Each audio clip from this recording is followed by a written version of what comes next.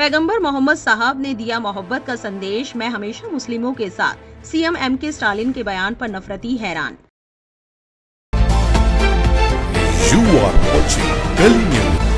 तमिलनाडु के मुख्यमंत्री MK Stalin ने पैगंबर मोहम्मद साहब की 1500वीं जयंती के अवसर पर एक बयान देकर नफरती चिंटुओं की नींद उड़ा दी है। स्टालिन ने कहा कि पैगंबर मोहम्मद साहब ने दुनिया को प्रेम और शांति का संदेश दिया और उनकी शिक्षाओं को अपनाकर विश्व में शांति स्थापित की जा सकती है। इसके साथ ही उन्होंने ये भी कहा कि उनकी पार्टी डीएमके हमेशा अल्पसंख्यक समुदाय खासकर मुस्लिमों के साथ मजबूती से खड़ा रहेगी और उनके हितों की रक्षा करेगी।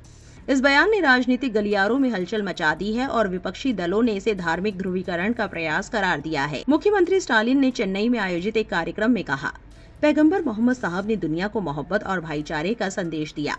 तमिलनाडु में स्कूली शिक्षा में अब मोहम्मद साहब की शिक्षाएं शामिल होंगी। गुज़िश्ता 1500वीं जयंती के अवसर पर उन्होंने कहा, हमें उनके इस संदेश को अपनाना चाहिए और विश्व में शांति स्थापित करने की दिशा में काम करना चाहिए। डीएमके हमेशा से अल्पसंख्यकों के अधिकारों की रक्षा के लिए प्रतिबद्ध रही है। जब भी मुस्लिम समुदाय या अन्य अल्पसंख्यकों पर कोई संकट आएगा, डीएमके उनकी रक्षा के लिए एक मजबूत किला बनकर खड़ी रहेगी। इस बयान के बाद तमिलनाडु की राजनीति में एक नया तूफान खड़ा हो गया है।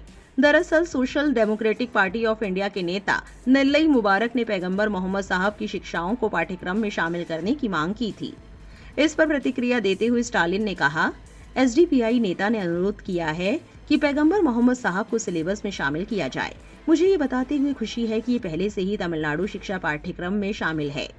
स्टालिन ने पैगंबर मोहम्मद के समानता और भाईचारे के संदेश की सराहना करते हुए कहा कि ये विचारधाराएं पेरियार ईवी रामासामी, डीएमके संस्थापक सीएन अन्नादुरई और पूर्व मुख्यमंत्री एम करुणानिधि जैसे द्रविड़ नेताओं के आदर्शों से मेल खाती हैं। विपक्षी दलों विशेष रूप से बीजेपी और अन्ना द्रविड़ मुनेत्र कड़गम ने स्टालिन के इस बयान को वोट बैंक की राजनीति से जोड़कर देखा है।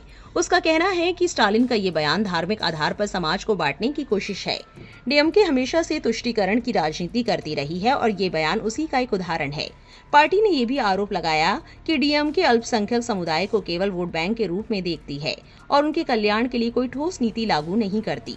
स्टालिन ने बीजेपी सरकार की वक्फ कानून में किए गए विवादित संशोधनों की आलोचना की और कहा कि डीएमके की कानूनी लड़ाई की वजह से ही सुप्रीम कोर्ट ने इन संशोधनों के अहम प्रावधानों पर रोक लगाई। इस बीच सोशल मीडिया पर भी स्टालिन का बयान चर्चा का विषय बना हुआ है। कुछ लोग इसे सामाजिक समरसता को बढ़ावा देने वाला कदम बता रहे हैं, जबकि अन्य इसे धार्मिक आधार पर वोट जुटाने की रणनीति करार दे रहे हैं। एक एक्स यूजर ने इस पर लिखा, तमिलनाडु में स्कूली शिक्षा में अब शामिल होंगी नबी करीम सल्लल्लाहु अलैहि वसल्लम की शिक्षाएं। ये जानकर बहुत खुशी हुई कि तमिलनाडु के मुख्यमंत्री एमके स्टालिन ने राज्य के स्कूली पाठ्यक्रम में नबी करीम सल्लल्लाहु अलैहि वसल्लम की शिक्षाओं को शामिल करने का फैसला लिया है। ये एक सराहनीय कदम है जो समाज में सद्भाव, भाईचारा और नैतिकता को बढ़ावा देगा। नबी करीम सल्लल्लाहु अलैहि वसल्लम की शिक्षाएं केवल एक धर्म तक सीमित नहीं है, बल्कि ये मानवता के लिए एक मार्गदर्शक है।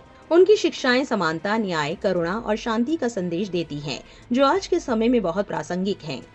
इस फैसले के लिए हम मुख्यमंत्री एमके स्टालिन का तहे दिल से शुक्रिया अदा करते हैं। ये एक ऐसा कदम है जो नई पीढ़ी को बेहतर इंसान बनने के लिए प्रेरित करेगा और एक ऐसे समाज का निर्माण करेगा जहां सभी लोग एक दूसरे का सम्मान करें। ये एक शानदार पहल है। इस्माइल मंसूरी नाम के एक एक्स यूजर ने लिखा, तमिलनाडु सरकार का ये निर्णय वास्तव में काबिले तारीफ है।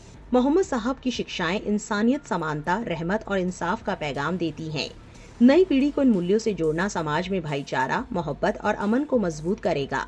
एमके स्टालिन जी को इस सराहनीय कदम के लिए दिल से शुक्रिया। राजनीतिक विश्लेषकों का मानना है कि स्टालिन का ये बयान आगामी स्थानीय निकाय चुनावों को ध्यान में रखकर दिया गया हो सकता है, जिसमें डीएमके अल्पसंख्यक वोटों को मजबूत करना चाहती है। हालांकि स्टालिन का मानना है कि उनका बयान सभी समुदायों के बीच प्रेम और शांति को बढ़ावा देने के लिए था। डीएमके हमेशा से सभी धर्मों और समुदायों के लिए काम करती रही है। तमिलनाडु सीएम के इस फैसले पर आपकी क्या राय है, कमेंट में जरूर लिखें और इस वीडियो को लाइक और शेयर करना ना भूलें।